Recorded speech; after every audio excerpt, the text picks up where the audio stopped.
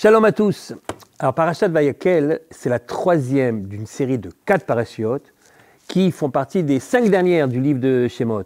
Il y a Teruma, et puis après il y a Tetzavé, et puis il y a donc Vayakel et Pekoudé.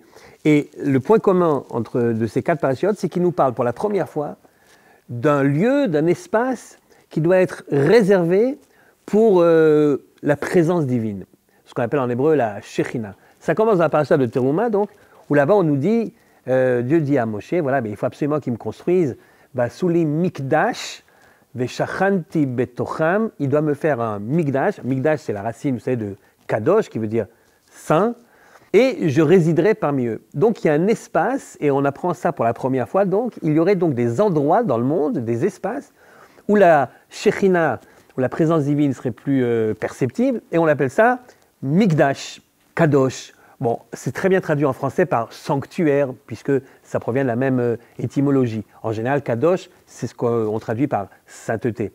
Mais jusqu'à présent, on était habitué à une autre forme de Kedusha. La sainteté de laquelle on parlait jusqu'à présent, c'est la sainteté du temps, et non pas du lieu. En effet, dès les premières lignes de la Torah, on nous dit que le 7e jour, c'est un jour particulier où là-bas, Dieu a décidé de le rendre kadosh. Vayivarech Elohim et yom ha-shevi'i, vayikadesh oto. Donc la première sanctification de laquelle il est question dans la Torah, c'est la sanctification du temps. Et là, on apprend donc, dans les parashiotes qui nous préoccupent en ce moment, on apprend la sanctification du lieu.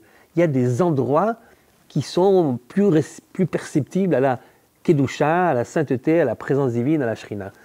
Alors, pour le temps, on savait bien qu'il y avait des jours particuliers, d'abord le Shabbat évidemment, et puis des jours de fête, où, comme on est libéré, si vous voulez, de nos contraintes matérielles, on se rapproche de manière plus facile de la présence divine. Mais alors pour les lieux, ça, on n'était pas au courant. Et alors ce qui est très intéressant, c'est que parfois, la sainteté du lieu et la sainteté du temps s'opposent l'une à l'autre. De quoi je veux parler ? Des premiers versets de la parasha de Vayakel. Au lieu de commencer tout simplement par « ils ont construit le fameux Mikdash », ils ont construit ce fameux sanctuaire, le texte commence d'abord par un rappel du Shabbat, donc de la sainteté du temps.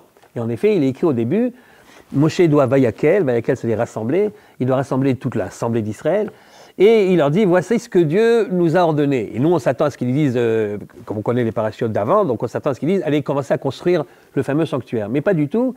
Sheshet yamim ta'aseh melacha, le travail tu le feras pendant 6 jours. Ubayom hashevi yelachem kodesh, mais la sainteté, la kedusha, c'est celle du 7e jour. Shabbat, Shabbaton l'Hashem, kol haoseh bo melacha yomat, il est interdit de faire un travail quelconque. Seulement après, on nous parle de cette fameuse construction. Évidemment, la conclusion au niveau de la halacha s'impose, c'est ce que dira Rashi tout de suite. Pourquoi est-ce qu'on a commencé à parler du Shabbat avant de parler de la construction du Mikdash, du Mishkan?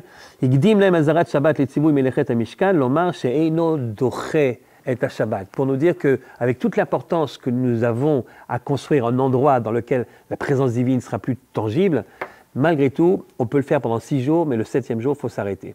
On est pressé de terminer le travail, c'est vrai, mais la sainteté du temps prime sur la sainteté du lieu. Le Shabbat a priorité. Quand c'est Shabbat, on ne travaille pas pour agrandir l'espace dans lequel Dieu devrait résider. C'est pas évident, on aurait pu penser le contraire.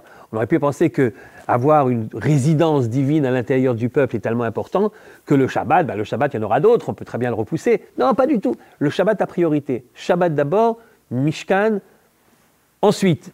Et je pense que c'est intéressant de réfléchir pourquoi. Pourquoi est-ce que la sainteté du temps aurait-elle priorité sur la sainteté du lieu ? Mais l'espace, quand tu en as besoin, c'est parce que tu as accumulé des biens. En fait, l'espace se conjugue davantage avec l'auxiliaire avoir. Plus tu as de biens, et plus tu as besoin d'espace pour les entreposer. Par contre, le temps, la sainteté du temps ne s'acquiert pas avec un surplus de biens que tu aurais accumulé, mais au contraire, pour pouvoir rentrer dans la sainteté du temps, tu as besoin de rien en fait comme bien matériel. Tu as besoin peut-être d'un livre pour pouvoir te plonger dans l'étude et pouvoir ensuite sanctifier le temps. En fait, la sainteté du temps se conjugue davantage avec l'auxiliaire être qu'avec l'auxiliaire avoir. Et lorsque les deux se rencontrent et qu'il faut choisir lequel des deux a priorité, l'être ou l'avoir, la Torah est très claire, l'être a priorité sur l'avoir. Le temps a priorité sur l'espace. Heureusement que Dieu nous a donné dans la parasha de Vayekel cette clé pour pouvoir vivre une vie juive entière. Parce que malheureusement, l'histoire juive a prouvé que quelquefois, nous étions séparés de notre espace saint. L'espace saint qui était le Mishkan dans le désert, mais qui très rapidement va devenir d'abord à Shiloh pendant des centaines d'années, avant que David puis Shlomo construisent le fameux Beth Amikdash, le fameux temple à Jérusalem. À un moment, tout ça, on l'a perdu. On a été de force séparés de notre sainteté du lieu et privés de ce lieu sacré. On aurait pu disparaître en tant que peuple juif qui a un message de sainteté à faire passer à l'humanité. Mais heureusement que nous avions la sainteté du temps. Et comme elle ne dépend pas du lieu, par définition, elle nous a accompagnés tout au long de notre exil. Rabbi Yehuda Levi, le grand poète d'Espagne, a écrit une très jolie poésie que nous chantons en général le Shabbat. Yona matz'a bo manoach, vesham yanuchu yegie koach. Yona, la colombe c'est comme ça que le peuple juif est appelé, notamment dans Shir HaShirim, dans le Cantique des Cantiques. Eh bien, la colombe qui était obligée de partir d'un endroit à un autre, elle a trouvé dans le Shabbat, matz'a bo manoach, elle a remplacé la sainteté du lieu par la sainteté du temps. C'est un petit peu comme les Juifs dans le monde, chaque Shabbat se retrouve quelque part à Jérusalem dans un Beth Amikdash qui est un Beth Amikdash qui n'est pas réel, mais qui est virtuel, mais dans lequel on peut se retrouver, se rapprocher de Dieu. Si nous n'avions pas cette capacité à rendre sacré le temps, nous serions sans doute disparus pendant cette longue période de l'exil. Le temps a remplacé l'espace. Nous nous sommes reposés dans le temps, comme à l'époque nous pouvions nous reposer dans l'espace. Et c'est ce qui nous a permis de survivre et de revenir finalement à l'espace qui est le nôtre, Eretz Israël, où la présence divine, évidemment, comme vous le savez tous, est beaucoup plus tangible qu'ailleurs. À bientôt.